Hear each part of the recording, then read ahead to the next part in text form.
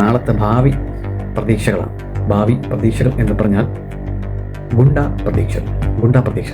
ഇതൊന്നും പഠിക്കുന്ന സ്കൂളിൻ്റെ കുഴപ്പങ്ങളല്ല, പിള്ളേരുടെ കുടുംബത്തിൻ്റെയും അല്ലെങ്കിൽ പിള്ളേർ വളർന്നു വരുന്ന ഒരു ജീവിത പശ്ചാത്തലത്തിൻ്റെയും കുഴപ്പങ്ങളാണ് ഇതെല്ലാം ഇങ്ങനെയായി പോകുന്നത്.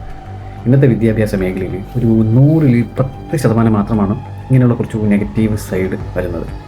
ഇതിനൊരു പരിഹാരം സ്കൂൾ മാനേജ്മെൻറ്റ് വിചാരിച്ചാൽ മാത്രം മതി. ഇതുപോലുള്ള അക്രമാസക്തരായിട്ടുള്ള കുട്ടികളെ നന്നായിട്ടൊന്ന് കൺവിൻസ് ചെയ്ത് കുറച്ച് നാളെന്നല്ല ഒരു ക്ലാസ് കൊടുക്കുക.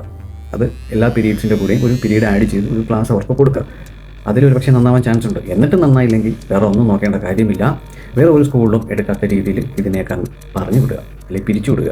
അടിസ്ഥാനപരമായിട്ടുള്ള വിദ്യാഭ്യാസം പോലും എനിക്ക് കിട്ടില്ലല്ലോ എന്നോർത്ത് ഒരു പക്ഷേ സ്വയം നന്നാവാനും ചാൻസ് ഉണ്ട്. അത് മറ്റു കുട്ടികൾക്ക് ഒരു പാഠമായിരിക്കും.